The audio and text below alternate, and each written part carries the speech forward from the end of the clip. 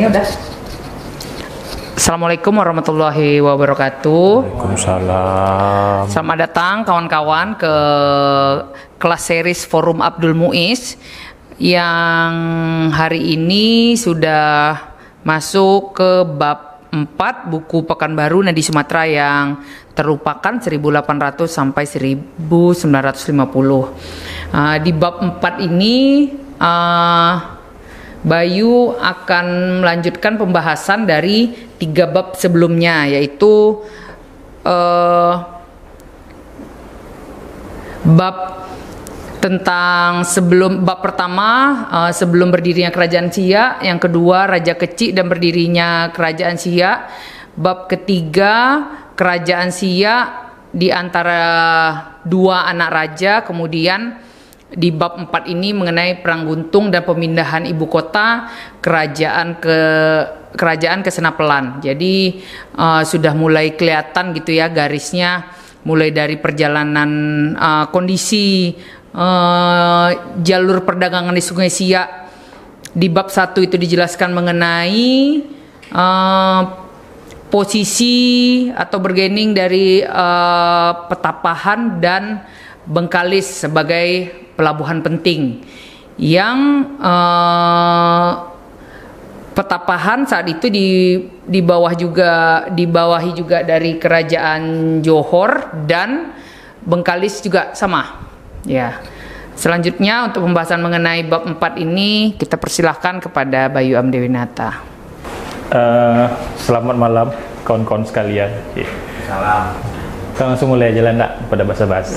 Jadi kemarin kan sudah diterangkan tentang ada dua puak besar di kerajaan Siak itu. Pertama bernama Raja Mahmud, yang satu lagi bernama Raja Alam. Nah, dua puak besar ini kalau di breakdown lagi, jadi Raja Mahmud itu pamannya Sultan Sulaiman Badrul Alam Shah yang kuburannya berada di Tanjung Pinang, Kepulauan Riau. Itu kekerabatannya adalah ini adalah keponakannya dari beliau, dan beliau adalah pamannya dari ini. Sehingga memang secara struktur mereka saling mendukung satu sama lainnya. Baik Bu, bawah lagi bawah. Nah sebetulnya kalau kita berbicara dari kalau kita berbicara konteks dari dua anak raja ini, sebetulnya Sultan Sulaiman, Raja Kerajaan Johor, itu masih memiliki dendam dengan Raja Kecik dan keluarganya, sehingga memang pada bulan Mei tahun 1746 Raja Sulaiman itu menghubungi VOC di Malaka, dan dia melakukan sebuah perjanjian antara Sultan Sulaiman dengan VOC di Malaka. Jadi ini perjanjian ini sebetulnya itu ada yang versi dari tulisan arsip lamanya, tetapi ada seorang ilmuwan, bisa kiri Bu. Jadi ada seorang ilmuwan bernama Dr. F.W. Staple. Jadi dia membuat kumpulan kontrak-kontrak VOC dan kerajaan-kerajaan ada di Hindia Belanda sejak dari 1601 sampai dengan bubaran VOC 1795. Jadi nama bukunya itu adalah Corpus Diplomaticum Nerlando Indicum. Nah, ini kumpulan semua kontrak-kontrak dari sejak VOC berada di Indonesia 1601 hingga VOC bubar. Nah, dalam bukunya yang tahun 1726 sampai 1752 itu dituliskan tentang kontrak antara antara Malaka dan Johor 23 Mei 1746. Nah, isi kontrak itu sebetulnya permintaan dari Sultan Sulaiman agar VOC membantu dia untuk menyerbu kerajaan Siak serta mengembalikan kontrak yang sudah dilakukan oleh Datuk Bendahara atau ayahnya pada tahun 1713. Nah, ini transliterasi dari tulisan cacing yang beberapa kali pertemuan itu sudah disampaikan. Kayak misalnya ini Insluting 14 Desember 1745. Jadi kondisi kerajaan Johor pada saat itu ada perjanjian antara Klas de Win. Klas de Win ini adalah komandan di benteng Malaka. Kemudian dia mengajak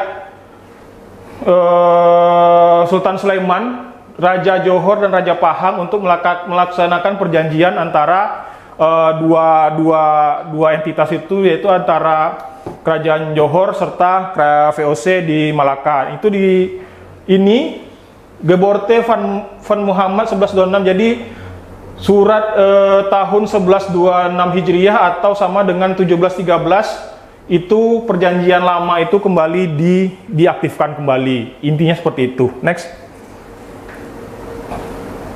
Ini agak panjang sih, jadi ya mungkin agak bat dikit lah.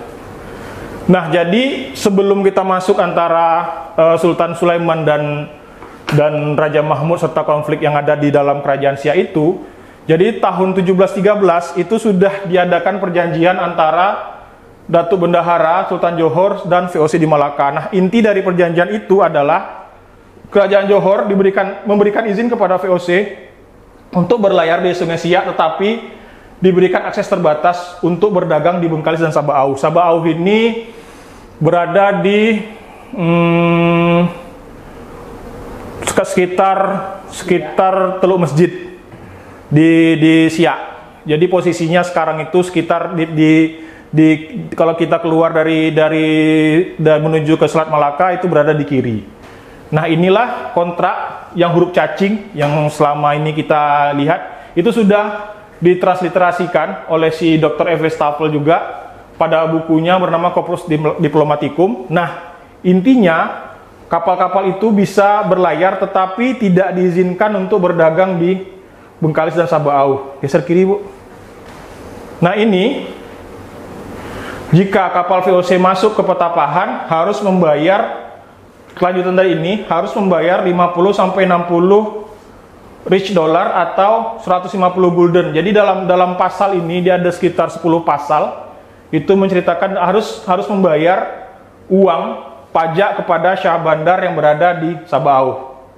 Dan kapal VOC diberikan izin untuk mengambil kayu di wilayah Sungai Siak serta Kerajaan Johor. Jadi semenjak tahun 1713 inilah kayu-kayu yang berada di wilayah Kerajaan Siak, terutama Sungai Siak, itu bisa dibawa ke Malaka karena Kerajaan Johor memberikan akses untuk VOC mengambil kayunya. Dan juga ini mempertegas bahwa posisi Petapahan itu penting, karena untuk masuk Petapahan saja, kapal VOC itu diminta membayar 50 sampai 60 rich dollar atau 150 gulden atau 15 juta rupiah uang kepada Syah Bandar untuk masuk ke Petapahan, karena untuk mengakses timah serta serbu emas yang berada di sana. Nextnya, Bu.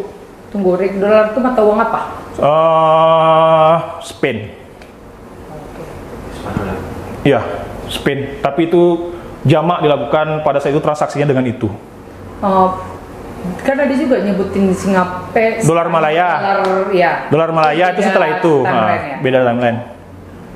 Nah, ini kita masuk kepada konflik antara dua anak raja sekitar tahun 1754, bulan Agustus dan Oktober 1754. Kalau kemarin yang pertemuan sebelumnya ada grafis yang table itu menceritakan tentang konflik kelindan antara dua anak raja ini. Nah, puncaknya adalah pada tahun 1754. Jadi Agustus 1754, Raja Alam bersama dengan pasukannya yang diperkuat oleh Sultan Sulaiman Badur Alam Shah serta Raja Terengganu itu berhasil mengusir Raja Alam dari kerajaan Siak.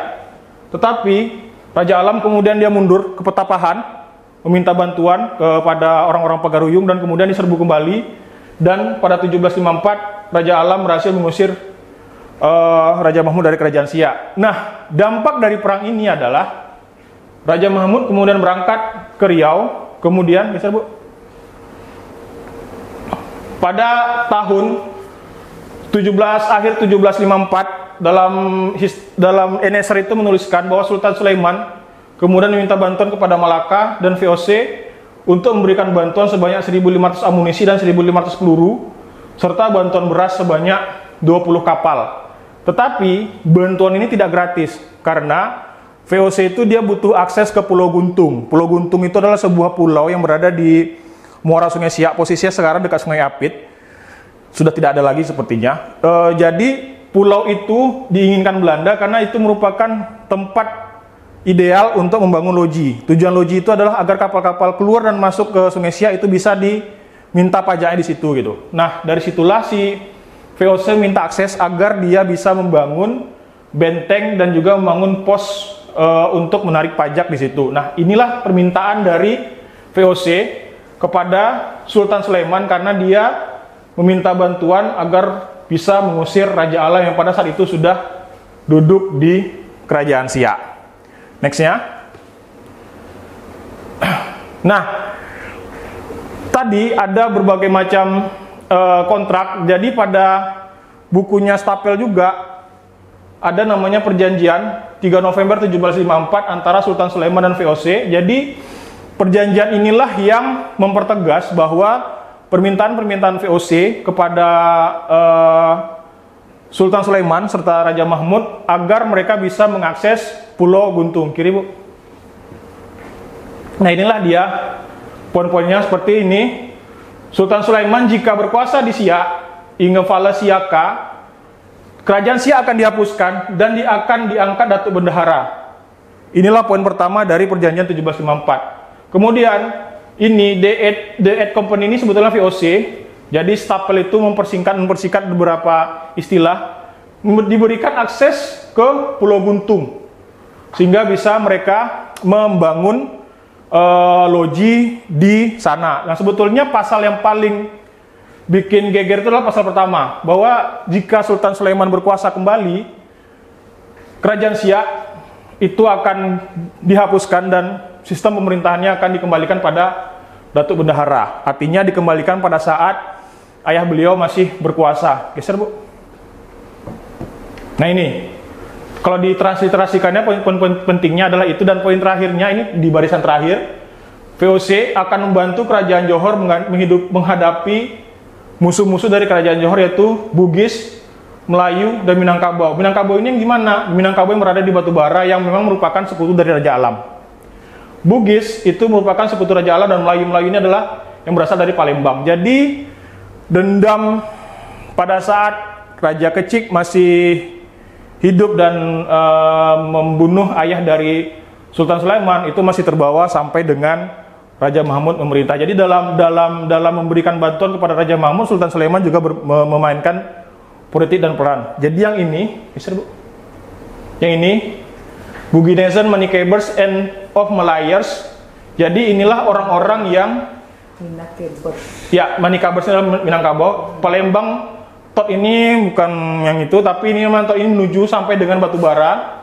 Ini adalah wilayah-wilayah yang dianggap sebagai musuh dari Kerajaan Johor pada saat itu.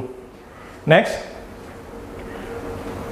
Nah, kemudian terjadilah perang pada tahun 1755 sehingga memang pasukan dari Raja Sulaiman itu besar. Jadi tidak hanya Sultan Sulaiman saja dan Raja Mahmud, dia juga melibatkan Sultan Terengganu yaitu Sultan Mansur Shah. Kemudian Sultan Mansur Shah itu menikahkan anaknya Tengkuneh atau Raja Enid dalam Hikayat Siak 1771 dengan Sultan Sulaiman, anak dari Raja Mahmud. Nah, inilah orang yang membawa songket ke wilayah Riau, Tengku Enid, karena Tengku Enid ini adalah anak dari Sultan Mansur Shah, bangsawan Terengganu. Beliaulah yang mengenalkan seni tradisi songket di Provinsi Riau, dimulai dari Bukit Batu, karena pada tahun 1767 Raja Ismail menempati Bukit Batu terlebih dahulu. Kemudian setelah itu 1779 beliau menjadi raja di Kerajaan Siak. Jadi pertama Bukit Batu, kemudian seni tradisi itu bergeser ke hulu. Nah, inilah orang yang membawa seni tradisi songket atau lenjo ya, Bang? Lejo di Bukit Batu. Beliaulah yang membawa dan mengenalkan itu ke Kerajaan Siak. Jadi kurang lebih sekitar 1767 kalau misalnya setelah 1767, karena 1767 itu Raja Ismail menguasai Bukit Batu. Setelah tahun 1771 beliau menikah, sekitaran tahun 1772 lah mulai diperkenalkan songket di wilayah kerajaan Siak. Oleh siapa? Oleh ini, Tekuneh ataupun Raja Enit. Kalau Hikayat Siak menulisnya Raja Enit, kalau di surat menyurat menyebutkan nama Tekuneh. Nah, kita kembali lagi ke tabel yang ini. Jadi meskipun Raja Alam diusir dan kalah dalam perang di kerajaan Siak 1755, kemudian beliau meninggalkan kerajaan Siak tetapi memiliki wilayah jajahan yang sangat luas. Jadi Raja Alam itu dimulai dari Aceh Temiang, Asahan, Batubara, Rokan, Deli, dan Ujung Salang. Ini di Malaysia. Itu kapal-kapal Raja Alam mengelilingi Selat Malaka dipimpin oleh Said Osman, menantunya, dan merompak kapal-kapal VOC yang akan masuk ataupun keluar, sehingga pada saat itu harga beras di Malaka meningkat tajam karena mereka memang mengejar logistiknya adalah beras. Nah, akibat dari hal ini, geser Bu. Dalam Generale Misifon, jadi Generale Misifon ini adalah surat menyurat kepada Gubernur Jenderal dan Raden N. Heren ini adalah dewan tertinggi dari VOC. Raden N. Heren 17 ini adalah komisi dagang, komisi yang tertinggi dari VOC itu. Ada surat menyurat yang sifatnya umum yang dikirimkan kepada Jacob Mosel. Jacob Mosel ini adalah Gubernur Jenderal VOC di Batavia 31 Desember 1755 yang mengatakan Raja Alam itu harus ditangkap hidup dan mati, yang suratnya itu ditandatangani pada 27 September 1755. Gara-garanya beras di Malaka harganya tidak tanggung-tanggung naiknya. Jadi 2-3 kali lipat harga pada saat itu. Gitu. Karena gebrakan dari Raja Alam. Next. Nah, kita kembali ke arsip percacingan. Jadi setelah perang Pampung kalah, Raja Alam keluar. Akhirnya permintaan tadi yang kontrak 1754 pada tahun 1756 dalam Das Register dalam Batavia Ingekomen Brievenboek Malaka 9 April 1756. Ini 9 April 1756. Ini Bang, April Bang.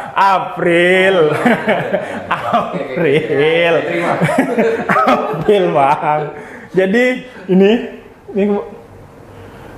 ini ada sebuah traktat, jadi perjanjian yang ditandatangani oleh Sultan Sulaiman Badur Alam Shah, Raja Terengganu, serta VOC di Malaka yang meminta hak mereka atas perjanjian yang ditandatangani tahun 1754 sebelumnya. Jadi ini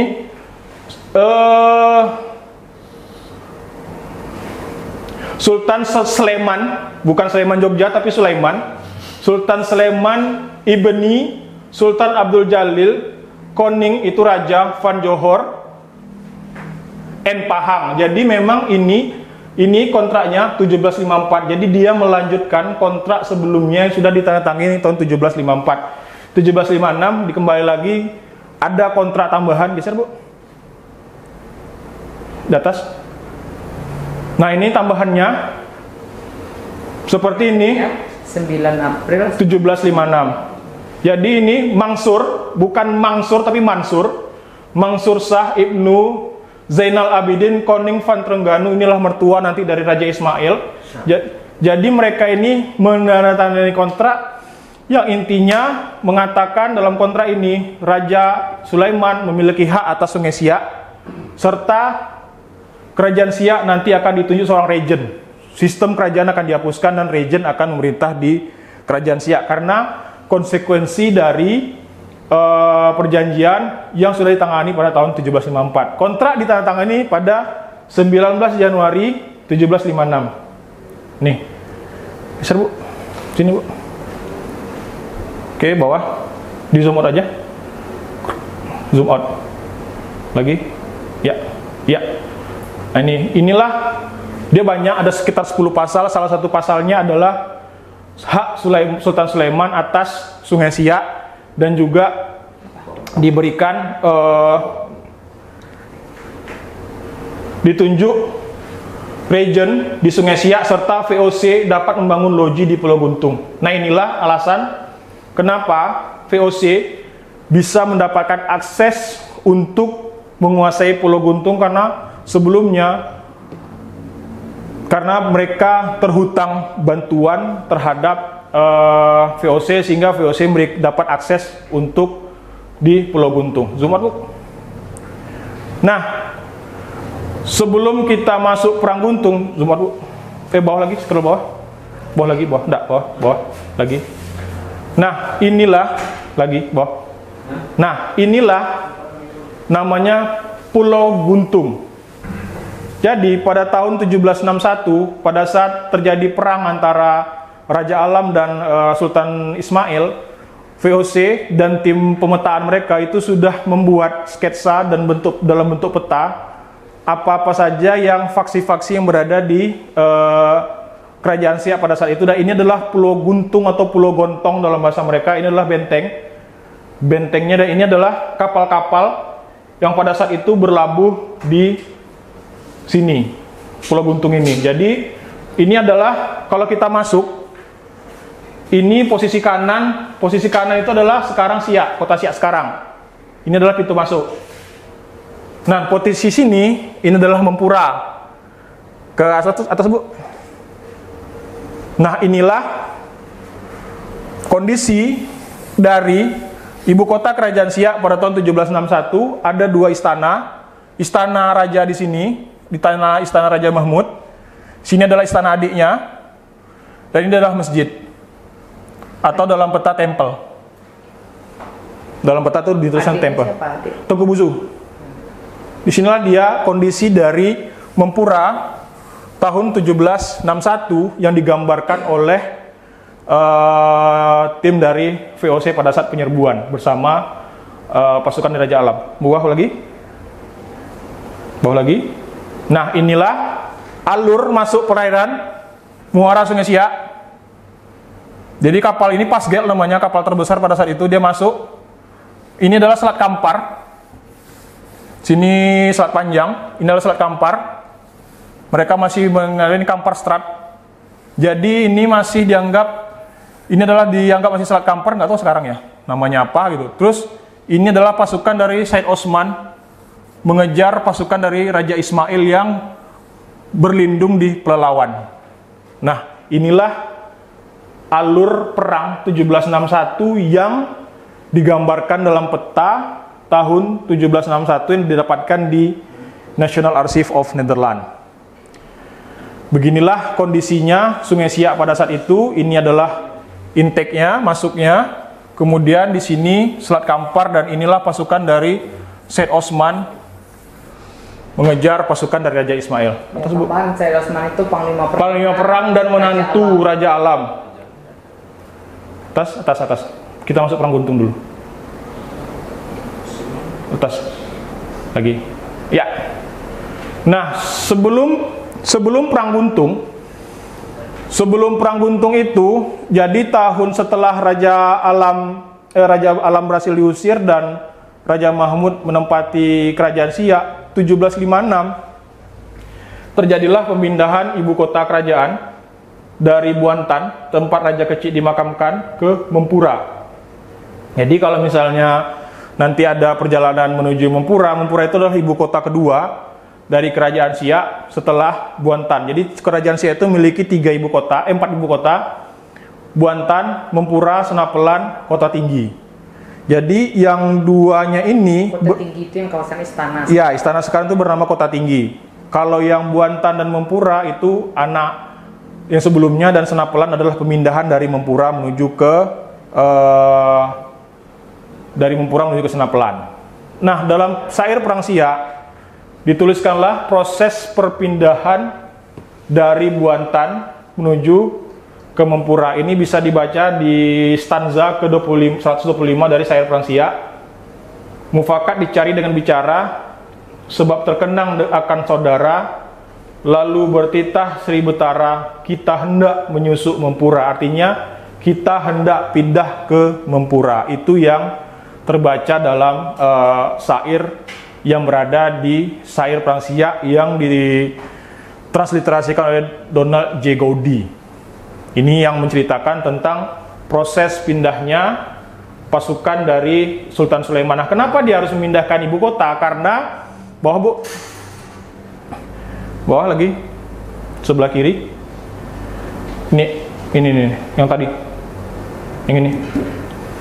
Jadi Jacob Mosel itu gubernur VOC di Malaka tahun 1758 itu sudah mengeluarkan sebuah laporan yang mengatakan bahwa memang Raja Mahmud itu masih takutlah dengan serbuan dari ini flat off dari Raja Alam. Jadi dia masih takut dengan pasukan Raja Alam, sehingga memang dia memindahkan ibu kota itu makin ke arah hulu.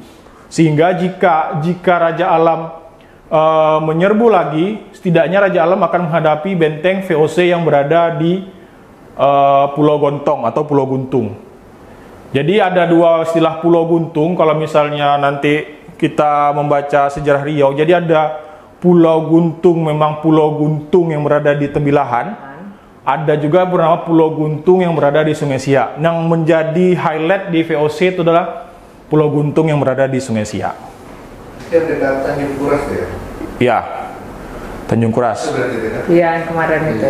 Ya. Dekat ke sana. Jadi perang Iya kan? itu terjadi di situ. Perang Guntung Mano, yang ini. Iko yang itu Siak kok. Ini iya, ini Siak nih. Ini yang di Siak nih. Ini yang di Siak, betul. Ini yang di Siak. Di atas, Bu. Sabak Au, Pedada dekat seberang itu kan? Ya, di atas, Bu. Sebelah kiri. Atas lagi. Nah, zoom out. Nah, jadi sebelum terjadi perang, memang ada terjadi beberapa kali perubahan politik di Pulau Guntung. Karena pertama itu Jacob Mosel sendiri, Gubernur Jenderal VOC itu sudah ragu dengan seberapa efektifnya Pulau Guntung sebagai loji. Karena pada saat mereka menguasai Pulau Guntung, emas yang berada di hulu itu sudah tidak sebanyak sebelumnya. Sehingga dianggap Pulau Guntung ini bikin rugi lah, karena pasukan kami udah banyak ke sana, terus kemudian tidak ada emas tidak sebanyak dulu, perak tidak sebanyak dulu, karena perak itu sudah mulai banyak dari ujung Salang dan Rembau serta Naning yang berada di Malaysia. Nah, dari itulah si Mosel dari Batavia, dari Jakarta itu sudah menghitung, ini kalau misalnya Pulau Guntung ini tidak efektif, ya kita tutup aja gitu. Tetapi si Mosel masih berpikir bahwa kalau misalnya ini ditutup cepat, Raja Alam akan masuk lagi gitu. Karena dia juga ngeri-ngeri sedap dengan armada Raja Alam, karena pada saat 1758 Raja Alam itu sudah menguasai sampai dengan Kedah. Armada itu sudah sampai Kedah. Jadi memang kalau di catatan VOC, Raja Alam ini memang dinarasikan sebagai Raja Laut, karena sampai dengan tahun 1758 armada itu sudah sampai ke Kedah. Dan Said Osman itu sendiri, itu dia banyak mengambil tempat di Selanggore atau Selangor. Dia membangun tinggalnya itu sebagian besar hidupnya di Selangor. Kalau dari membaca surat menyurat yang berada di arsipnya VOC di National Archive of Netherlands. Nah, dari sinilah terjadi perubahan politik, sehingga Sultan Sulaiman yang dulunya dianggap musuh bersama antara Raja Alam dan Daeng Kemboja, kemudian sakit. Nah, inilah yang menyebabkan perubahan politik sangat cepat di kondisi Siak pada saat itu, sehingga geser ke atas, Bu. Kiri ke kanan. Sehingga Raja Mahmud kemudian keluar. Dia memilih keluar dari kerajaan Siak dan berlayar ke Kedah serta sampai ke Rokan, ke Bangko dan sekitarnya. Dia memilih untuk berlayar di luar dan tidak berada di ibu kota kerajaan Siak. Itulah kenapa memang narasi Perang Guntung itu dinarasikan bahwa Raja Mahmud itu datang. Artinya dia ingin pulang kembali ke ibu kota kerajaan, karena pada saat itu 1758 dia sudah meninggalkan kerajaan Siak dan memilih untuk berdagang, langsung membawa barang dagangan itu ke wilayah-wilayah seperti Kedah, Bangko, atau Sungai Rokan, yang tujuannya agar akses-akses yang dulunya dikuasai oleh VOC, dipotong langsung oleh si Raja Mahmud. Itu bisa, selain dia juga berdagang, dia juga menyerbu beberapa kapal yang dimiliki oleh VOC, terutama yang berada di Selat Malaka, seperti yang ditulis pada surat menyurat dari Gubernur Jenderal dan Heren 17 pada tanggal 31 Desember 1761. Jadi pada surat ini diterangkan pada pertengahan tahun 1759 Raja Mahmud menyerbu kapal VOC yang menuju Pulau Jawa serta menuju Siak pada saat itu. Jadi Raja Mahmud meninggalkan ibu kota kerajaan. Nah, narasi ini diperkuat oleh Tufat An-Nafis. Jadi dalam Tufat An-Nafis itu memang ada narasi yang menuliskan bahwa VOC Malaka mengeluarkan perintah kepada loji di Pulau Guntung agar Raja Mahmud tidak diizinkan masuk kembali ke kerajaannya. Nah, inilah awal kenapa kemudian Raja Mahmud memutuskan untuk menyerbu dan membakar habis Pulau Guntung, bawahnya, sehingga pada tanggal 6 November 1759 di depan loji VOC di Pulau Guntung dengan didampingi oleh 40 kapal, Raja Mahmud menyerbu benteng itu dan menyebabkan 72 orang penghuni benteng meninggal dunia. Goib. Itulah dia. Bisa disimpulkan juga berarti Raja Mahmud ini awalnya dia bersubahat dengan VOC dan Johor, terus setelah dia mungkin bukan kehilangan dukungan ya, tapi dukungannya tuh seperti melemah, barulah kemudian dia istilahnya mengembara sendiri, baru balik lagi ke kerajaan gitu ya. Dia ingin balik, tetapi karena ada perintah dari si VOC di Malaka bahwa jangan sampai si Raja Mahmud ini masuk karena ditarik lagi ke atas. Beliau dianggap melanggar perjanjian karena sudah merompak kapal VOC. Dulu nih selama ini kan degilnya Raja Alam nih. Raja Alam dia kan udah ke utara, udah ke atas. Betul. Nah, jadi makanya si Raja Mahmud itu masuk, dia pengen masuk kembali ke ibu kota tapi tidak diizinkan. Ya udah sekalian aja perang gitu. Jadi selama dia pergi ke atas tadi ke Bangko dan kemana tadi, siapa yang di Mempura? Nggak ada, kosong. Raja Ismail paling. Sama Raja Muhammad Ali, karena mereka kan tidak ikut. Karena waktu itu yang penyerbuan perang Guntung itu Raja Muhammad Ali menjadi panglima perang yang ikut berperang. Tapi dia masuk dari dalam, dari hulu. Ketemu di tengah mereka. Gitu. Kapal perangnya di mana? Nah ini, bawah tadi, bawah lagi. Jadi, sayangnya sifatnya sketsa. Kayak gini-gini nih. Nih. Ini sih jadi baju bagus loh. Jadi ini, iya kan? ini ada 3 kapal yang ada dipakai di Sungai Siak atau Selat Malaka. Calup, Gonting, sama satu lagi itu Penjajab. Nah ini Penjajab, Ramping, Streamline, hanya muat sampai 20-25 orang dan bisa letakkan meriam di depannya. Jadi karena tipikal dari Sungai Siak adalah sungai dalam dan tidak hanya pasang surut ya, artinya memang bergantung dengan kekuatan angin. Tipikal kapalnya adalah kapal-kapal seperti ini. Nah, tetapi ini kan ini artinya 2 tiang layar. Wah Bu. Tetapi kapal paling godang ini Pasgel. Ini Bregentin, jadi memang yang kapal besar itu yang kayak Portugis di Malaka. Iya, iya. Itu yang masuk. Kayak Pirates of Caribbean ya? Yes. Yang di Kapal Batavia ya? Iya. Bisa. Brigantin aja, Brigantine tulisannya itu. Brigantin kalau jenis kapalnya. Jadi si Pasgel inilah yang paling besar. Nah ini siapa yang coba yang jadi kaptennya? Siapa? Raja Alam. Punya VOC itu? Iya, dia naik di sini. Dia mimpin.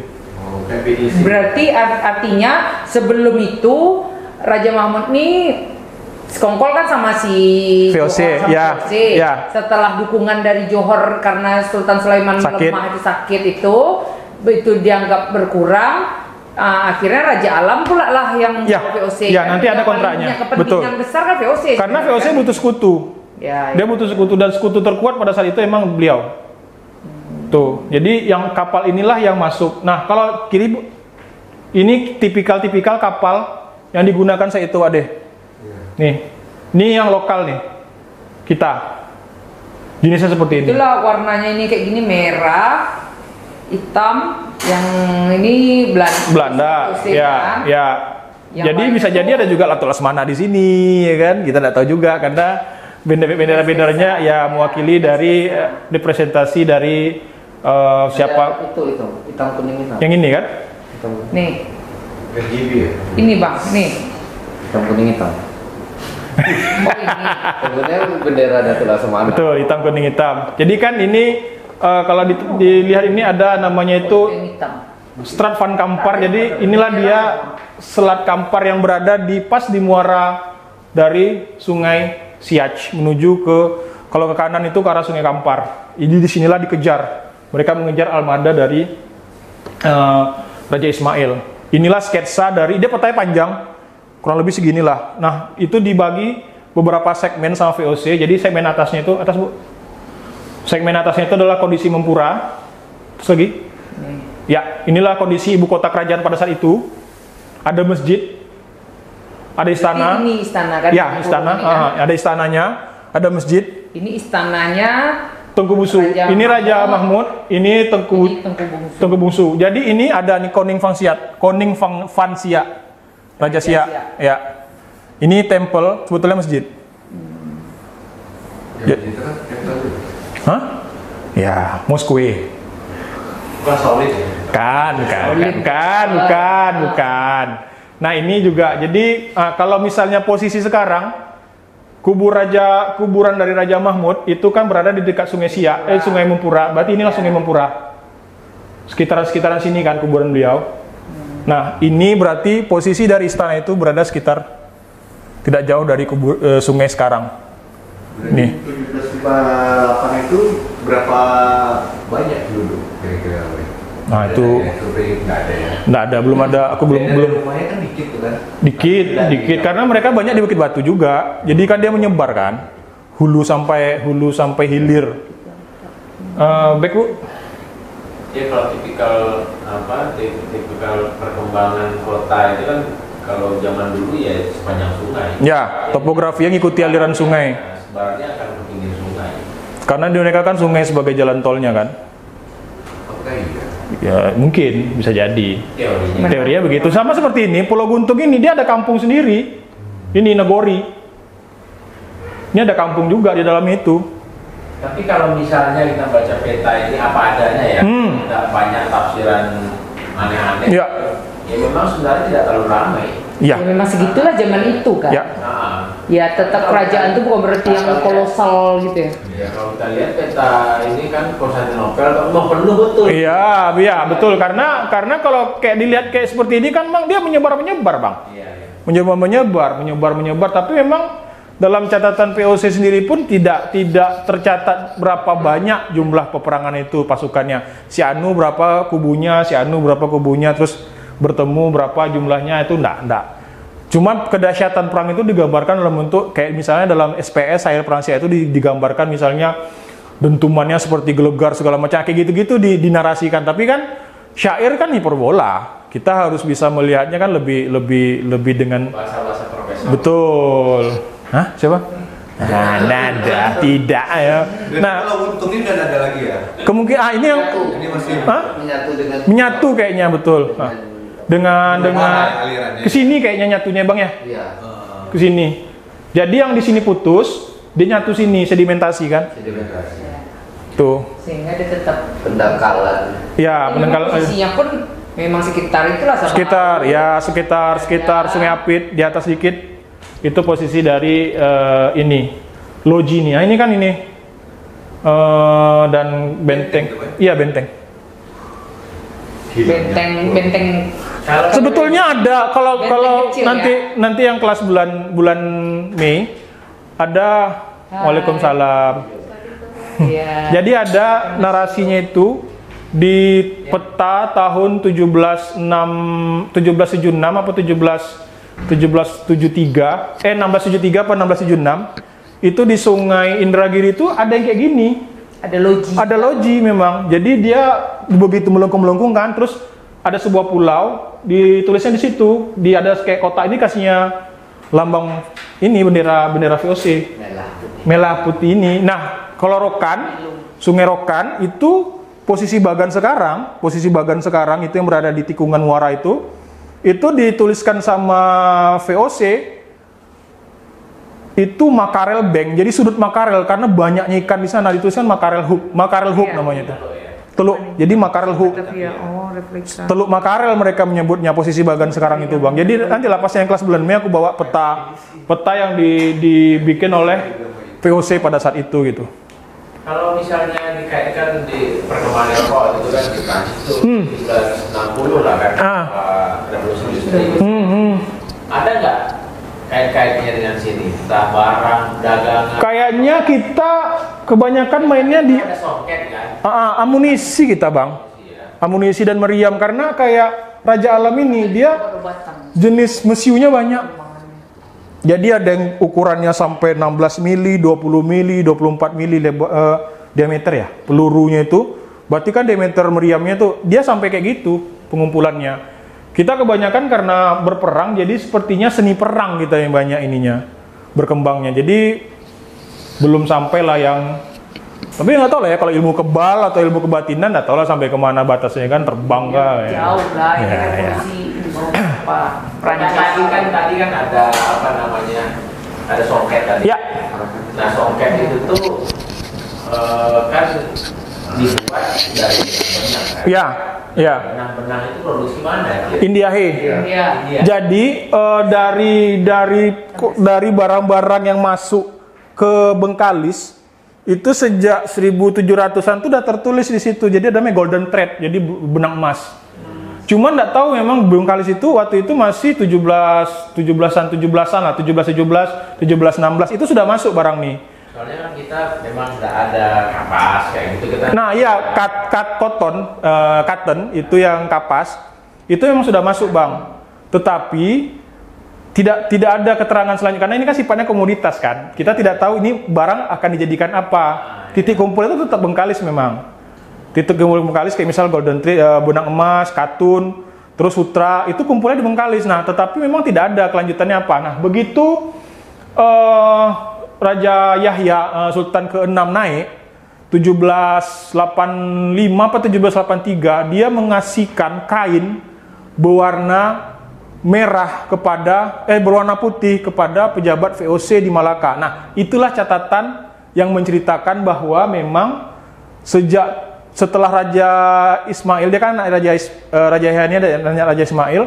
Setelah itulah catatan yang memang tertulis bahwa terjadi pertukaran songket menjadi buah tangan untuk pejabat di VOC Malaka. Disambung dengan Raja Muhammad Ali. Raja Muhammad Ali masih di tahun sama mengirimkan songket berwarna merah. Berarti selama ini ada banyak ragam warna songket tuh. Ada merah, ada putih. Terus juga yang dinarasi dari Said Ali, istrinya tuh juga memberikan songket kepada Raffles. Itu 1811. Nah, jadi memang tapi sifatnya surat. Ya, artinya waktu aku ke kampung gitu kan, yang ada foto aku orang tua. Ya.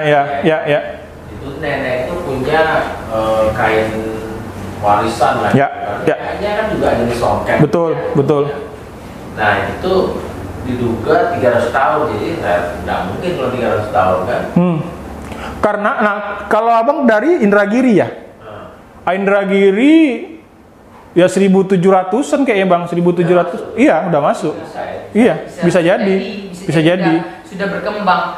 Karena kan kayak seperti kebudayaan kain itu kan sebelumnya juga sifatnya kan eksklusif untuk kalangan bangsawan, kalangan apa. Kemudian mungkin setelah semakin berkembang, semakin banyak orang yang diajarkan, tentu makin turun, sehingga keluarlah pakem-pakem untuk bahwa motif ini hanya khusus untuk raja dan bangsawan, bahwa untuk jenis songket yang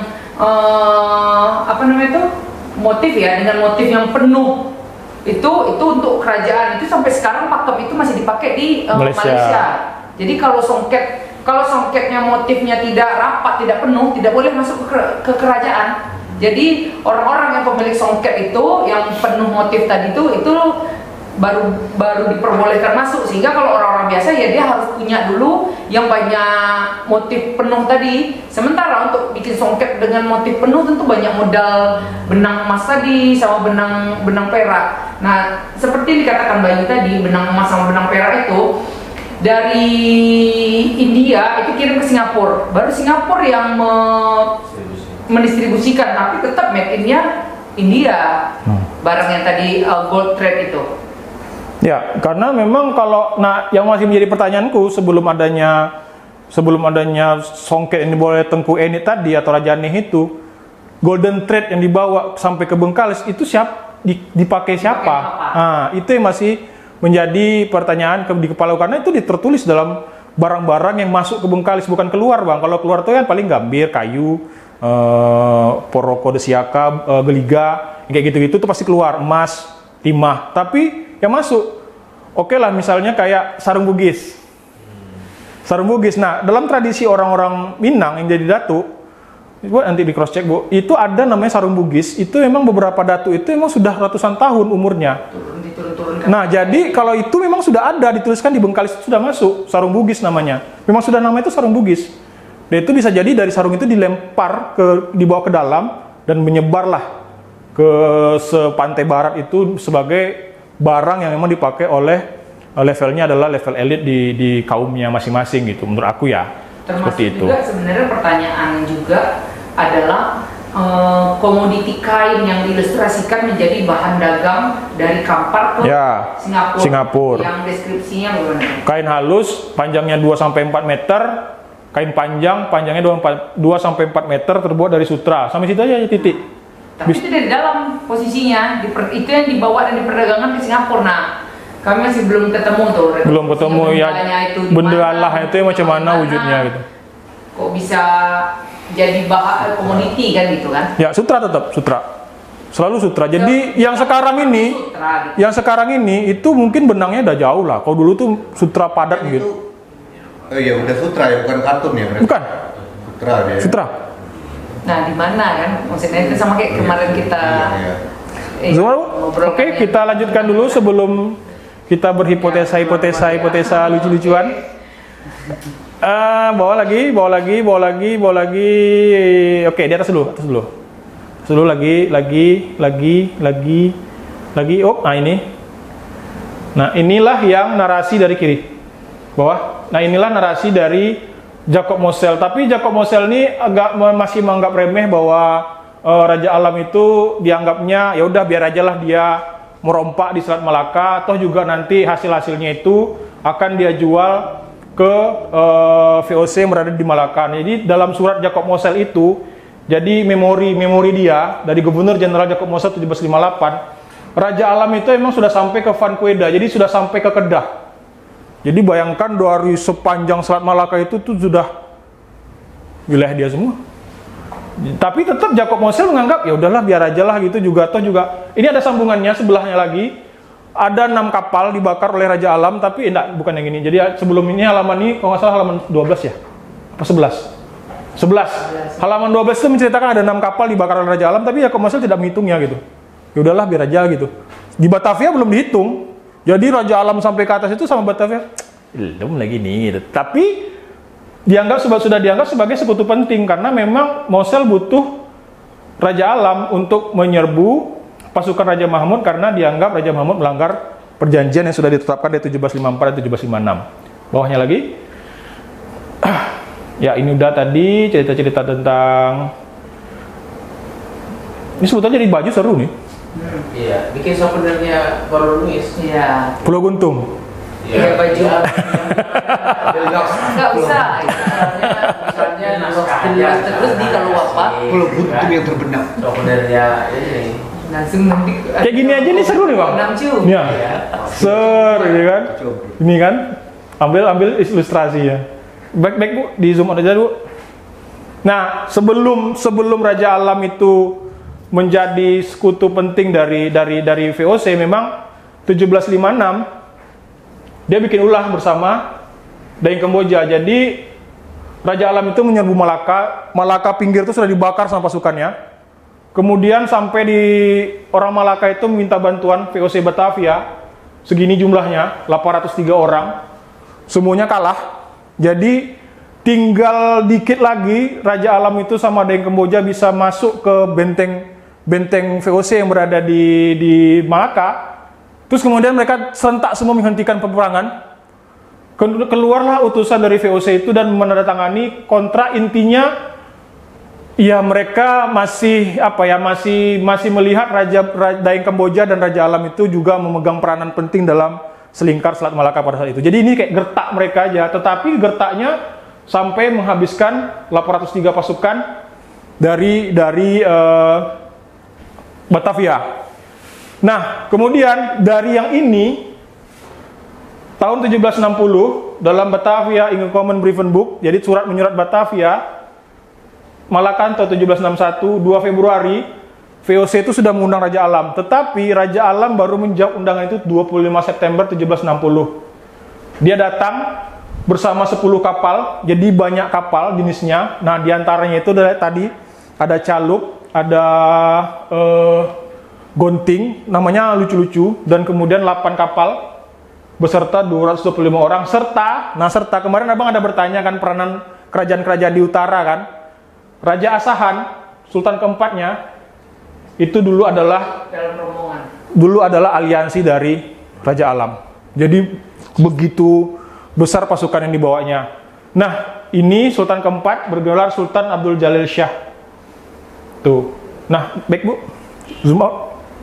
Bawahnya. Kerajaan Asahan itu berarti di ini ya, di Sumatera Utara. Ya, itu bagian dari ini, bagian dari jajahan dari Siak pada saat itu gitu.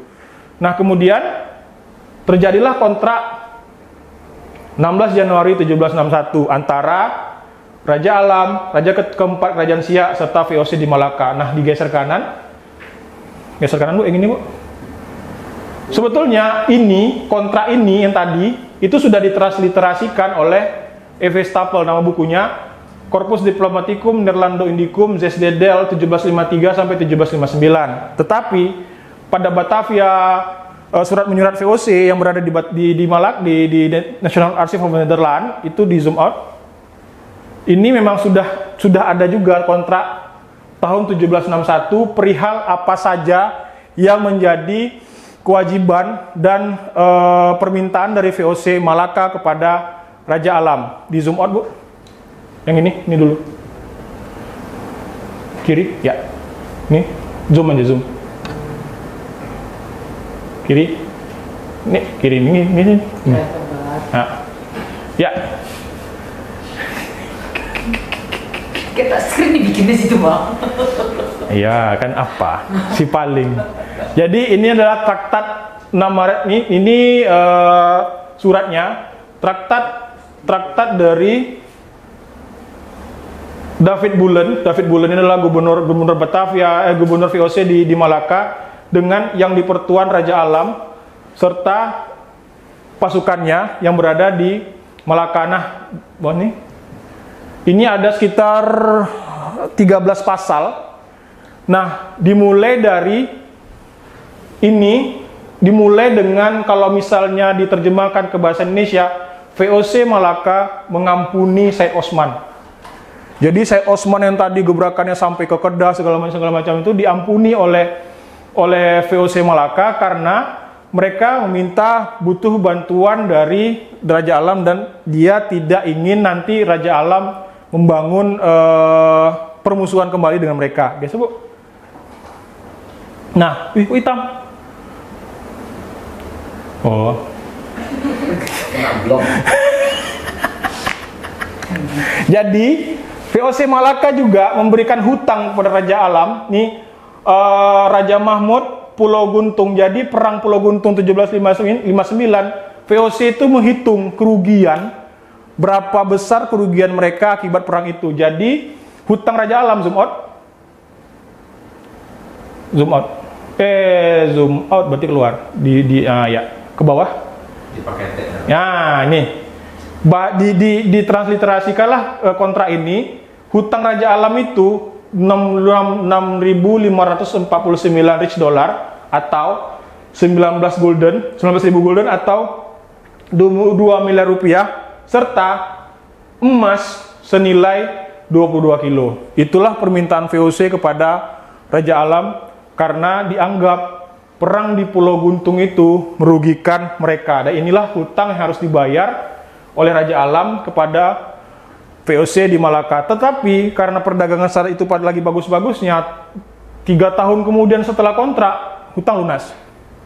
22 kilo emas dibayar, uang sebesar 6.549 rich dollar itu juga dibayar sama si Raja Alam. Geser Bu, ke kiri.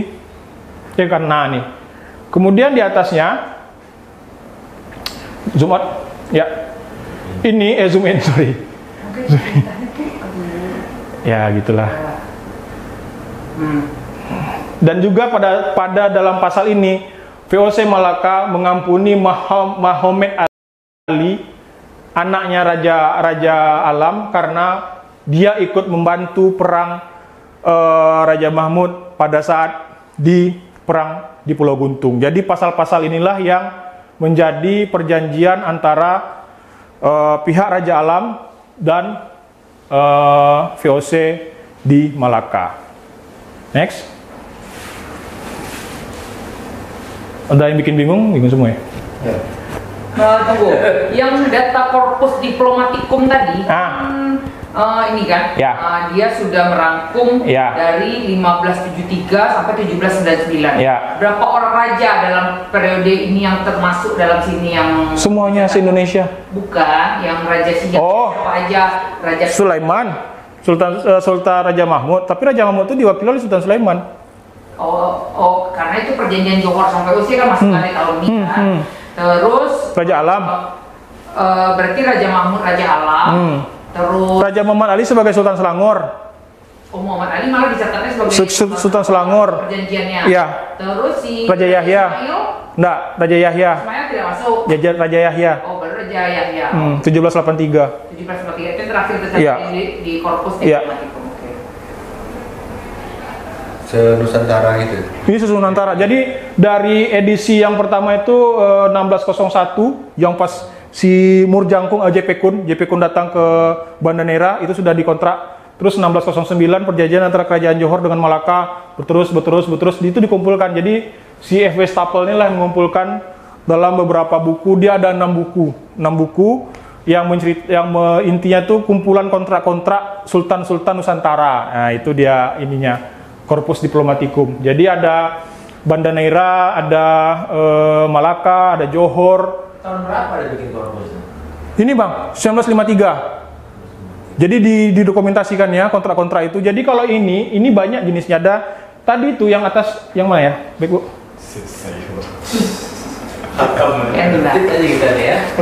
Nih bawah, enggak, doa. Jadi ini General Emisivan Van Gubernur General ini sebetulnya dia mengumpulkan surat menyurat. Misalnya aku menyurat sama Bang, aku nyurat sama Bang Am, Bang nyurat sama aku nyurat sama Bang Yar, aku surat sama Mike. Itu dikumpulkannya di atas kepalanya tuh. Iya. Ditulisnya di atas kepala tuh surat menyurat yang sifatnya umum. Nah, General Emisivan Van Gubernur General Enraden en Heren. Enraden en Heren ini adalah pejabat tinggi VOC. Ini kan Verenigde Oost-Indische Compagnie. PA Vaden Para ini adalah gubernur pada saat itu. 31 Desember masa dia memerintah. Jadi surat menyurat sifatnya umum dikumpulkan aja. Bikinnya judulnya ini. Ini sejak tahun 1889 mereka sudah mengumpulkan surat menyurat sifatnya umum. Karena memang setiap misi apa yang mereka lakukan itulah kelebihannya memang kan pencatatan. Ya, tinggal melihat lagi kan yang tadi yang tulisan cacing dikumpulkannya, dikasih dapat beasiswa dikumpulkan jadi buku kan kayak gitu mereka. Nah, ini seperti ini nih. Kenapa namanya Raden Her? Raden ini Raden Heren. Jadi apa ya? Ini kayak organisasi Bang dia Bang. Tapi aku nggak tahu ya Raden dia satu kesatuan tuh Raden ini. Kalau Heron ini komisarisnya VOC nih. Jadi ada 17 orang atau 17 orang lah yang sebagai dewan. Dewan itu yang pertama kali membentuk VOC. Nah, mereka itu kayak diberikan hak eksklusif. Siapa yang nunjuk direktur, siapa yang nunjuk sebagai gubernur jenderal, siapa ya. Mereka inilah yang surat menyurat kepada mereka serta gubernur jenderalnya dikumpulkan sehingga menjadi sebuah buku yang tebalnya itu kurang lebih satu lembaran itu ada 800 halaman kali 9. 8 kali 9. 7.200 halaman dikumpulkan mereka. Tapi sudah digital kan? Sudah digital kan? Ini terjemahannya aja, Bang. Jadi tulisan cacing tuh terjemahkannya itu. Nah, jadi kita juga harus melihat surat-surat ini juga karena tidak hanya surat Malaka yang kita lihat, tetapi surat yang ke Batavia langsung, yang memang langsung ke gubernur jenderalnya gitu. Ada juga yang tersangkut-sangkut. Nah, memang kelindannya begitu menulisnya gitu. Belum lagi tufat, kayak gitu-gitulah. Baik, Bu. Kita masuk ke akhir. Biar nak bosan-bosan kali, banyak nutup cacing. Ke atas. Ini, jadi setelah tadi perang segala macam, kemudian 1761 Juni, Raja Alam berhasil merebut kerajaan Siak dari Sultan Ismail. Kemudian Agustus, Raja Ismail kalah di Pelalawan, kemudian berlayar ke Riau. Riau ini dia kembali dari Riau dia ke Tambelan, Tambelan ke Terengganu. Nah, Terengganu itulah dia melamar Kepri, Tanjung Pinang. Dari Riau, Tambelan dia ke Terengganu. Di Terengganu itulah dia melamar dari anak Raja Terengganu tadi. Kemudian di sini Encik Neh. Kemudian mereka atau Raja Enit, Tengku Neh atau Raja Enit. 1761 sampai 1765 Raja Alam menjadi raja keempat kerajaan Siak. Secara waktu memang singkat, tetapi selama 20 tahun dia berkelana.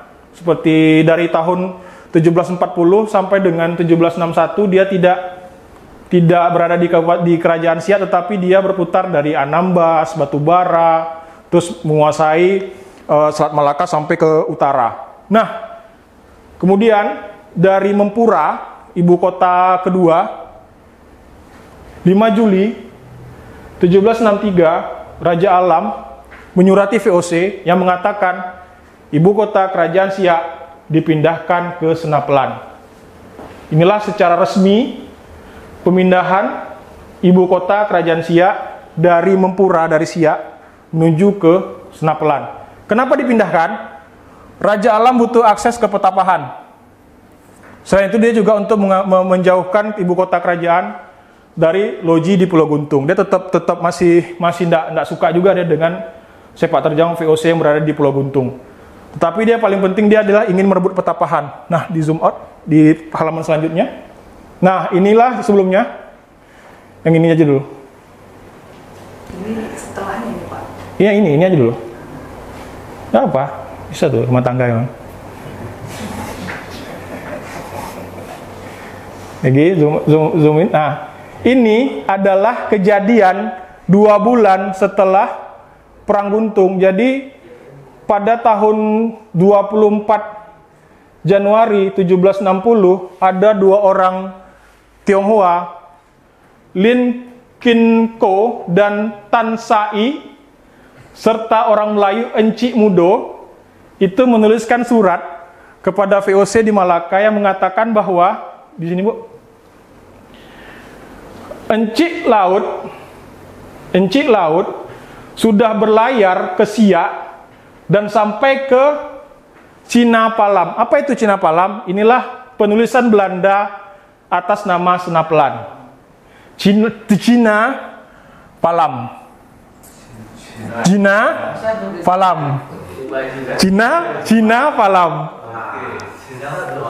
Cina Palam. Ini adalah narasi resmi dari VOC kepada perihal nama Senapelan. Dan dikatakan perairan Sungai Siak pada saat itu sepi. Jadi Encik Lautlah orang yang pertama kali datang setelah perang di Pulau Guntung. Iya, langsung ini ada pertanyaan dulu. Oh, Bang. Palam ya. Cina Cina Palam. Ini bisa dibetulkan nggak untuk jadi Palam? bisa lah, enggak? Mana pertanyaannya? Bisa. Tanya tadi lucu-lucu apa ya? Bisa. Cina, Palam. Pasti. Gegaan itu apa? Apa? Gegaan. Gegan. Gegaan. Ya itu, jadi dia sudah berlayar sampai ke Cinavelan. Kondisi perairan pada saat itu sepi, tidak ada kapal sama sekali. Dia pun heran, loh kok sepi? Gitu. Jadi dia melaporkan ini, dia menceritakan Pegontong ini adalah Pulau Guntung. Itu kondisinya tidak ada manusia sama sekali. Oh, udah kosong. Ya, 2 bulan setelah perang.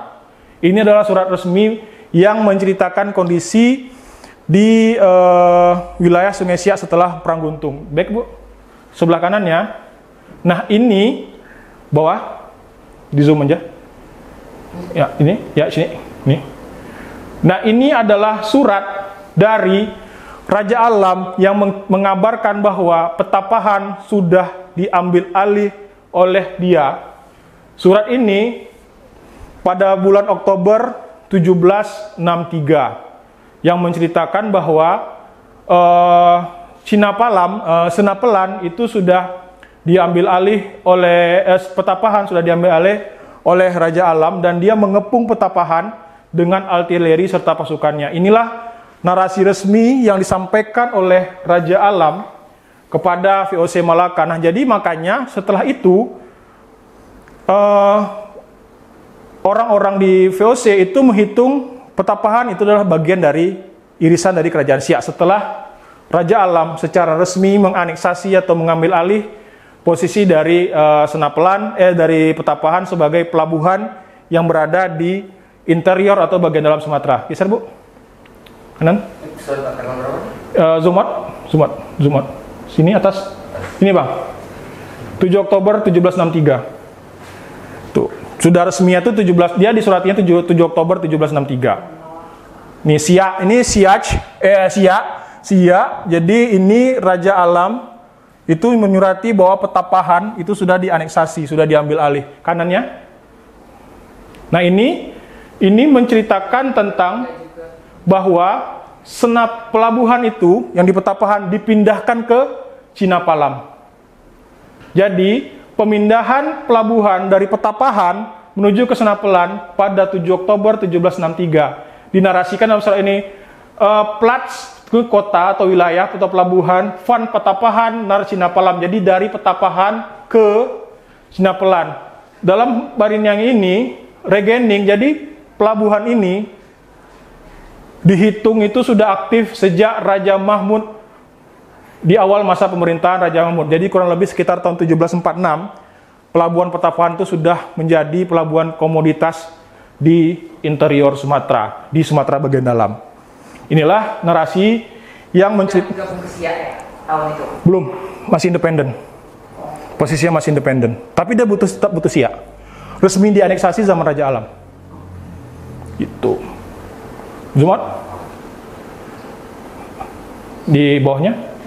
Nah inilah dia ceritanya bahwa bahkan karena saking kuatnya pasukan Raja Alam, Kerajaan Pagaruyung tidak ikut campur dengan aneksasi dari yang dilakukan oleh Raja Alam di Petapahan ini. Dan kemudian ini sama narasi tadi bahwa Senapelan itu atau Cinapalam itu sudah Cinapalam, oke ya kan? Nah itulah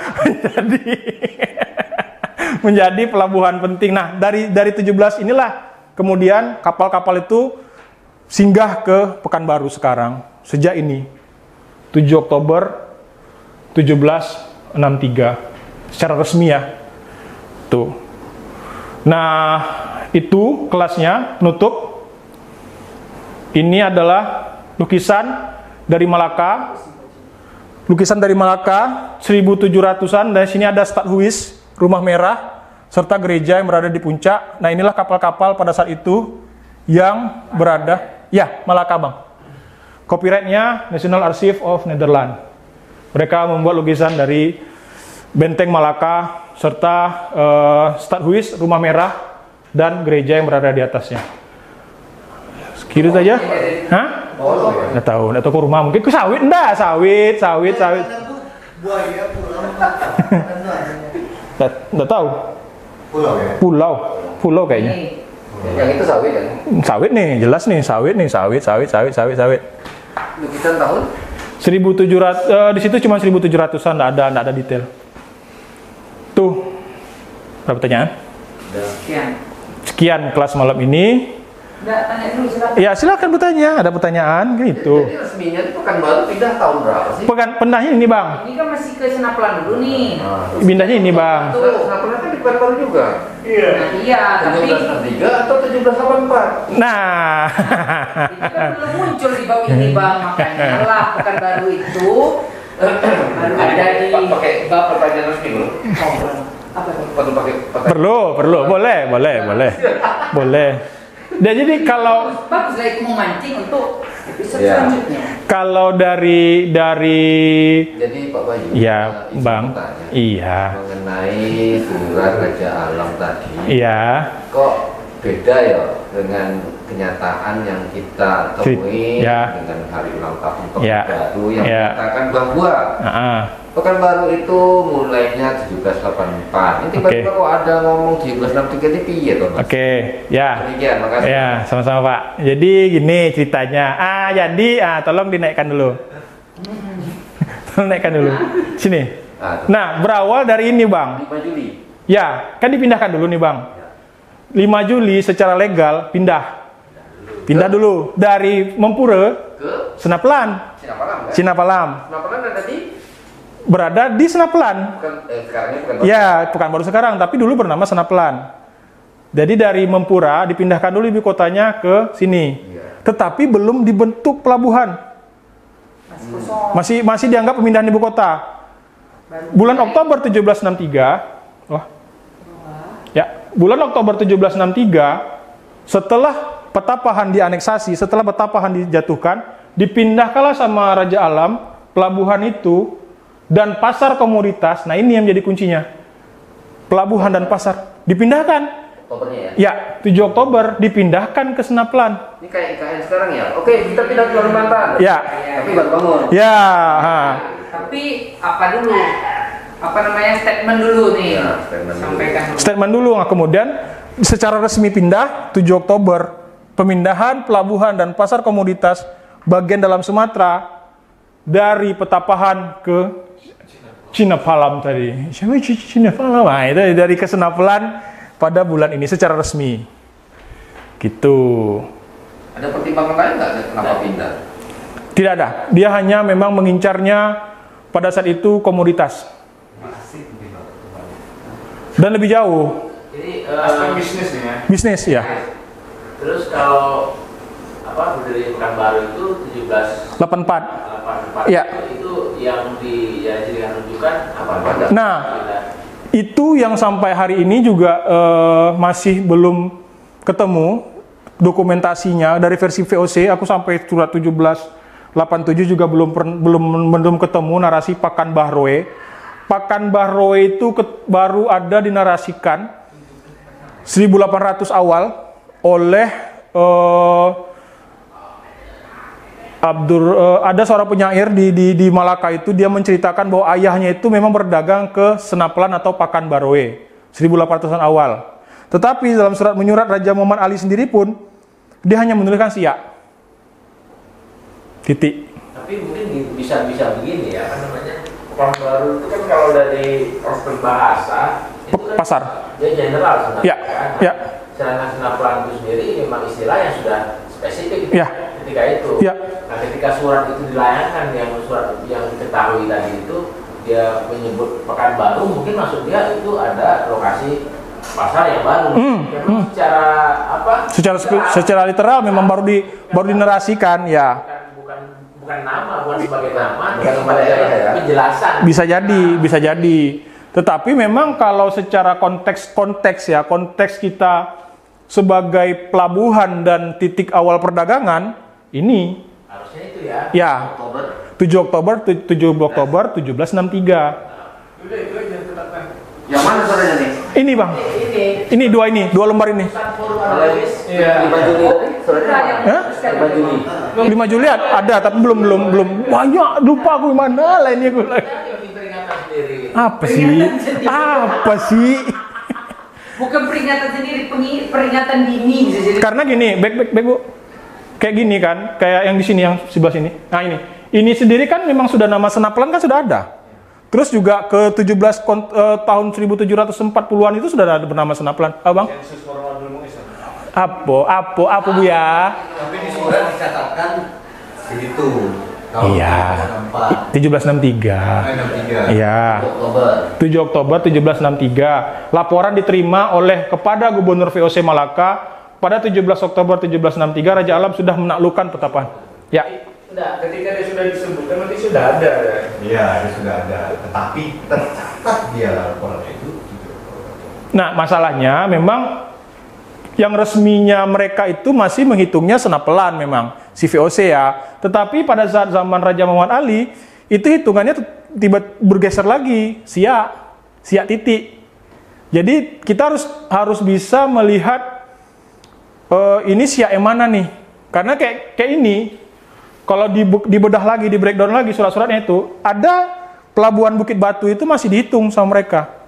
Kenapa dihitung? Karena itu ada Shah Bandar 3 pada saat itu, Datuk Bandar Jamal pada saat itu yang berkuasa di Bukit Batu. Begitu Raja Ismail menjadi raja 1767 dia menguasai Bukit Batu namanya tidak ada lagi, Siak lagi ditulis. Tuh. Artinya ada apa ya? Mungkin ada kepentingan-kepentingan yang memang saling seraja ini kan saling inilah, ini wilayah aku nih ya, kayak gitu-gitu mungkin ya. Itu tetapi secara resmi 7 Oktober 1763 bahwa kita biasanya ini bahwa 7 Oktober 1763 pelabuhan dan pasar komoditas itu dipindahkan dari Petapahan ke Senapelan.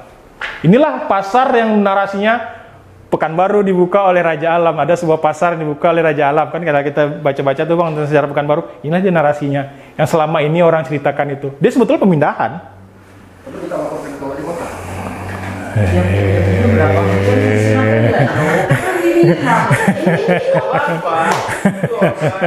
Forum aku itu. Pokoknya bergerak dulu ya. Yang penting forumnya ada bergaining. Udah dibikin juga di situ kayak perubahan-perubahan yang di pasar. 1764 itu udah dibikin istana di sini.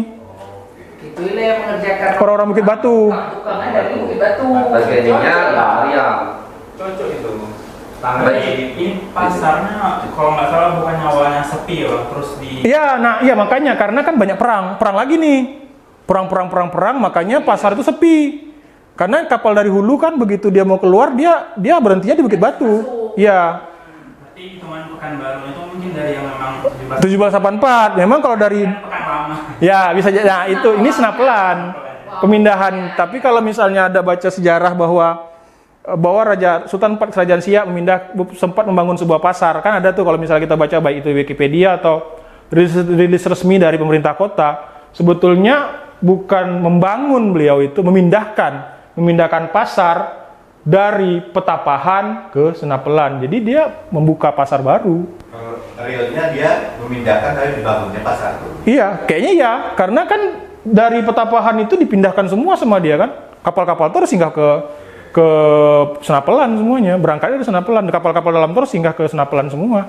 Tapi ini tepatnya pasarnya pasar yang mana tuh? Kalau yang pasar bawah itu bukannya yang Nah itu yang belum tahu nih. Apakah posisinya di kiri sungai atau di utara atau di selatan sungai? Itu juga belum ya.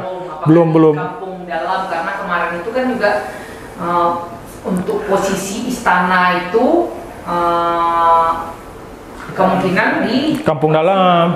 Kemungkinan besar. Dalam yang lebih dekat ke arah Pelita Pantai yang sekarang jadi bawah jembatan Siak 4. Tuh. Jembatan Siak 4. Kawasan itu yang sebenarnya lebih lama gitu kan dibandingkan di sini ya. Tapi Bikinlah prasasti itu. Apa mah? juga ya atau yang itu sebenarnya kalau memang bekas tapak Kayak ini kan? Jadi nih. Jadi mau bikin baju Senapelan. Atau gini aja Kek, coba lihat peta yang Mempura tuh Kek. Peta Mempura tadi yang istana. Bukan, satu lagi di atas. Nah, ini. Simbolisasi istana kan gini. Ini loh. Bang Ibon. Guys, Simbolisasi istana kan gini. bertingkat. Tuh, sama kayak ini nih, nih. simbolisasi istana. Tetap ada ini dia. Nih di sini ya di sini. Di sini. Tetaplah ini yang Sembayung. Tararararara, dararararara, Sembayungnya. Betul. Ada Sembayung ya. 1761 nih. Si Belando bikin. Belanda bikin. Tuh. Tapi di sebelah sini, di sini juga. Nah, nih. Ini ada juga nih ya. Ini juga nih ya. Lambang Raja Sembayung. Nih. Ini juga. Oh, berarti almarhum Tenas Beni. Tengok ini nih. Pastilah. Ini kan kita tak tahu dia bacanya dari yang mana kan bang? Saya. Betul juga. Nah, tapi kalau kita mau melihat kayak gitu, kita lihat harus bandingkan pola-pola tulisan peta Pada zaman itu. pada zaman itu. Ya yang sezaman. Jangan-jangan di Belanda Comparing. betul itu juga. Kan itu masalahnya kan Ya, itu. ya, Masih ya. Pokoknya istana di sana sama tuh warnanya. jangan-jangan gitu. Dia tuh sebagai apa logo aja gitu ya, atau apa penanda aja. Nanti itu sebut nama orang di Apa bang? Enggak, maksudnya itu di Mempura dan bisa Ah? ini kan masih ada. Istana yang Mempuraan ada, kayu semua. Habis. Kuantan juga. Habis. ada. Tinggal kuburan. Ada. Jadi yang Kuburan sama itulah telaga hijau tuh. Apa? ya kolam hijau. Jadi cerita bahwa di Mempura di Mempura itu memang di syair Perang Siak itu memang ada ceritakan di hikayat Siak itu diceritakan dia tidak hanya membangun istana tetapi juga membangun bilik gendang namanya untuk ruang bermusik.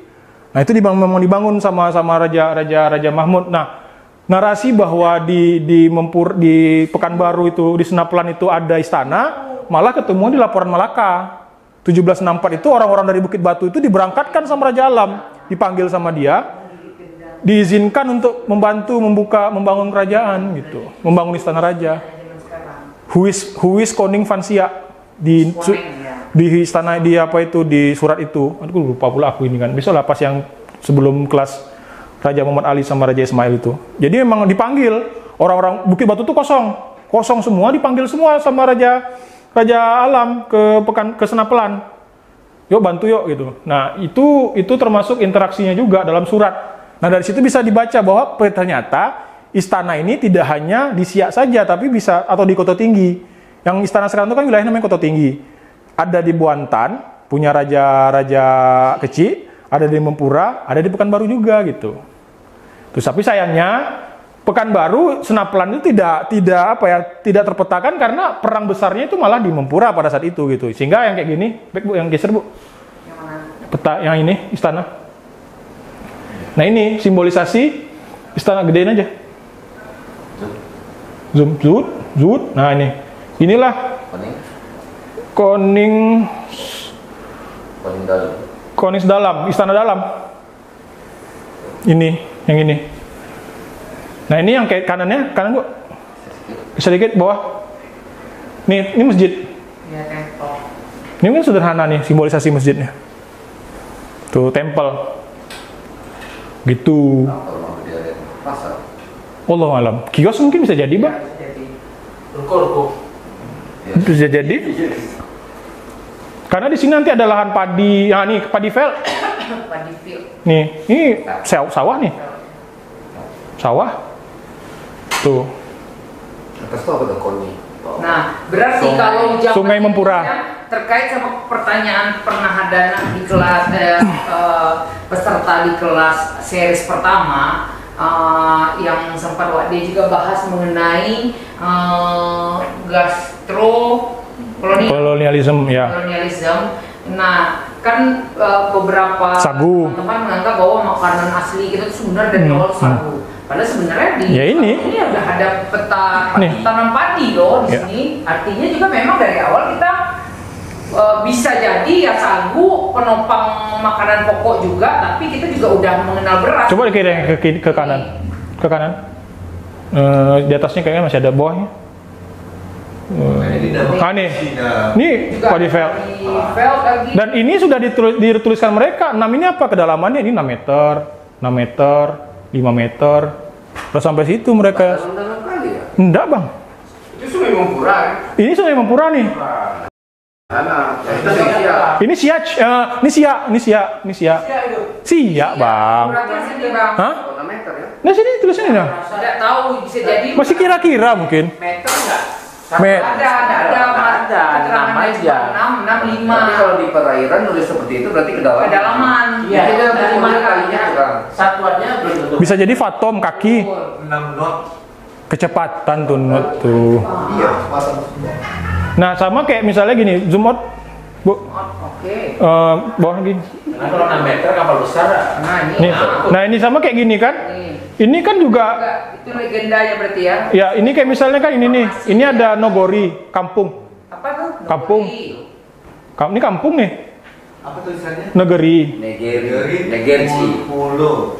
Ini pulau. Rumah panggung. Rumahnya rumah panggung ya. Ya. Oh. Nih, ini benteng nih. Kambing.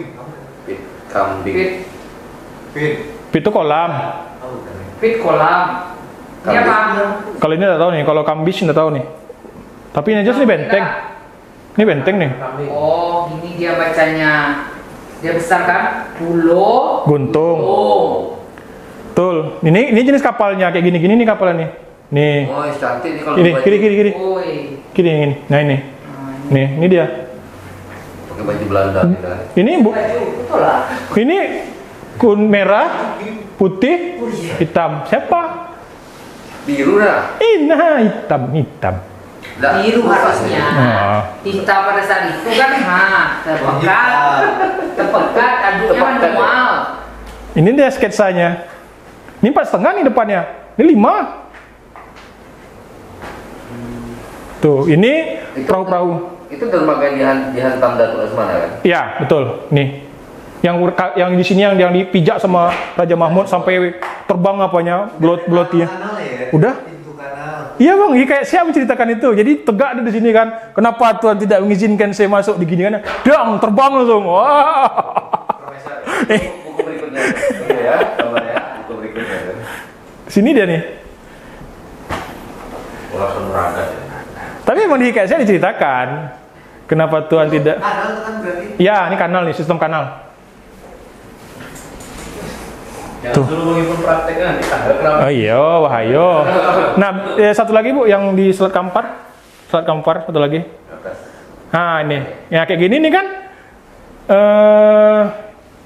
Mana ini kan Selat Kampar, ini Selat Kampar. Nah, inilah jenis-jenis perahunya. Terus kayaknya ada narasi Said Osman ya. Sebelah kiri coba lihat. Nah, ini. Ini kan nih, Zaid Osman. Sampai pasirnya tuh di Arsir, iyalah. ada apa pantainya dikit. Iya, ini kan. Nih. Suak nih ada suaknya. Iya. Ini kan? Nih. Tak bisa dilayar ya. Kapal jatuh di situ. Iya. Dan kapalnya ini bagus. Dia lengkap sama sampan di belakang. Bisa ya? Ada sampan di belakang. Ya, ini kan. Oh iya. Nah, ini punya ini armada. Ini motif jilbab. Ini armada kerajaan nih. Iya loh, ide-idenya. Ini armada kerajaan nih. Ini armada Said Osman. Bisa loh. Armada dari menantu dari Raja Alam. Hah? Halus. Yang satu lagi Bu, yang dekat ini Bu, dekat sini. Yang ini. Pasgel. Nah, ini kapal yang paling besar. Dari samping nggak ada fotonya? Nggak ada Bang. 2 tingkat ya. Ya, Brigantin dia. Apa loh? Kanan nih, kanan. Kanan lagi Bu. Berminta. Kanan. Minta pula gambar dari samping. Nah, ini dia bawah namanya. Atas coba lihat. Ada nama Pasgel. Nah, nih. Ini Pasgel. Ah, nih. Sip Pasgel nama kapalnya. Pasgel tua misalnya Wak. Jauh. Nama kapal itu Pasgel. Nah, kodanya saat itu adalah Berapa tahunnya? ini 700-an. Kurang lebih 700-an. Tapi kayak kapal kayu. Gitu. Kan bahan waktu itu Kayu.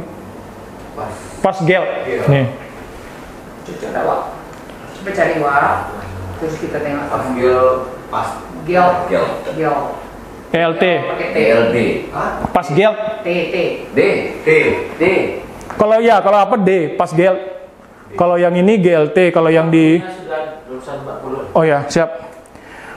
Ada lagi. Ada lagi pertanyaan senapelan? Mana tadi minta gambar dari samping nih bang, gambar kapal dari samping katanya. Tadi foto sedikit lagi. Jadi bang. Pakai medium. Astagfirullahaladzim. Pasir dari samping. Ya. Cina Palam dulu. Apa? Zoom out dulu yang Cina Palam tadi. Nah, back. Yang surat aja, surat paling bawah. Sebelum kita tutup kelas, kita tutup. Nah, ini. Sini. Berarti penyebutan yang Atas, ya, lagi. itu Lagi. Nah, ini. Oh, Cina Palam. bisa ya? Ya. Spasi ya, karena T-nya Ayo mau bikin baju Cina Palam. Nih, Cina tolong vektornya sih.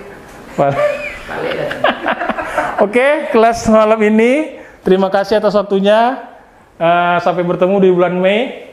Assalamualaikum warahmatullahi wabarakatuh. Waalaikumsalam. Tutup ke. Sekian forum series ini kemungkinan akan kita lanjutkan lagi nanti mungkin setelah Lebaran ya. Mungkin bulan Mei lagi kita akan bertemu dengan kelas series. Tapi forum Abdul Muiz reguler akan tetap jalan dan insya Allah juga Ramadan jika tidak berhalangan kita juga akan bikin mengisi kelas tapi yang lebih praktek gitu ya. Apakah nanti crochet atau bikin ketupat yang kayak gitu-gitu nanti kita akan insya Allah adakan di forum ini. Sekian dari saya. Assalamualaikum warahmatullahi wabarakatuh. Waalaikumsalam. Oh ya, lupa Wak, isi Wak. Absen Wak. Waktunya. Ada pertanyaan. Ada lagi pertanyaan offline nah. Ada pertanyaan offline? Hubungan nggak dengan pelalawan tuh gimana? Oh, Pernah dengar kayak ada itu. Jadi Said Osman itu kan punya beberapa anak. Peta ya. Ada namanya Said Ismail. Said Ini kan? Said Ini kan Ali. dia ini. Said Abdurrahman. Nah, Said Abdurrahman itu adik dari Said Ali. Tahun 1811 atau 1808, dia itu mengkudeta Raja Pahlawan. Sehinggalah kemudian Raja Sia itu orang Sia menjadi Raja di Pahlawan. Said Abdurrahman, itulah hubungannya. Nah, jadi raja-raja yang sebelumnya itu diusir sama pasukannya Said Abdurrahman. Beliaulah menjadi raja kerajaan Pahlawan yang memiliki terah keturunan Arab. Karena dia anaknya Said Osman. Terima kasih Bang. Minum udah ya tadi. Itu pahlawan di kudeta pas pahlawan ini udah diambil Islam. Sudah Islam. Apa Bang? Ini udah dibunuh. Iya. Sudah Islam. Tapi diperintah oleh keturunan Said keturunan Arab. Kirain yang nyebarin Islam orang dari Siak ini enggak. Itu aku belum ketemu catatannya. Jadi susah sih kalau misalnya kita kayak berbicara penyebaran agama. Said Osman ini aja ada narasi kan dia dianggap sebagai penyebar agama di Rokan, di wilayah Rokan ya. Tapi dia berperang isinya.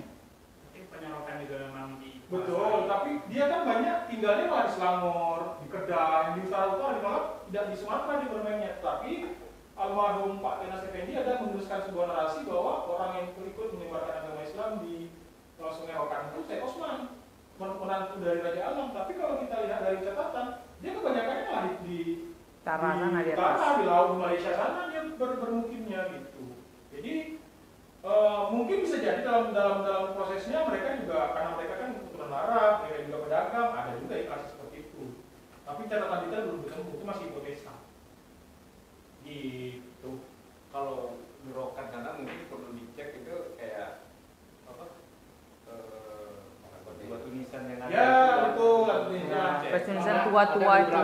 Langgam-langgamnya. Dia justru apa ya? Mirip dengan di Aceh sana gitu. Ya langgam bukan mirip Aceh Bang, memang itu langgam Aceh. Iya, dan untuk batu-batu kan termasuk juga raja-raja yang di Kepri di apa gitu kan? belum bisa tahu tahunnya tahun berapa. Iya betul. Nanti juga ada nyerang Rokan kalau nggak salah. Ada 1600-an awal. Rokan kan sih. Ada.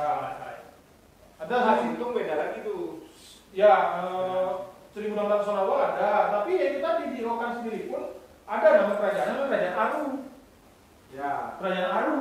Nah, kerajaan Aru ini sepanjang dengan kerajaan Melaka 1500-an. Sudah pas Aceh menyerang sudah tidak ada lagi kerajaan Aru itu. Nah itu makanya meletakkan historiografinya itu harus berkelindan, harus banyak. Historiografi itu maksudnya pengelompokan periodisasi tahun itu loh. Harus Kalau baca kita banyak. misalnya bahas yang kayak kerajaan Aru tadi itu tahun berapa dia? Oh enggak, setimeline sama Siak. Sama kayak Gasip dengan Siak kan? Itu rentang waktu jaraknya aja udah sampai 100 tahun loh ternyata. Bukan misalnya tiba-tiba ada Gasip, terus kemudian Gasip hilang, kemudian baru muncul Siak, enggak begitu menarik ini ya kan. Peninggalannya kerajaan Gasip adalah orang-orang suku Senaplan. Ya, jaraknya kan udah 100 tahun.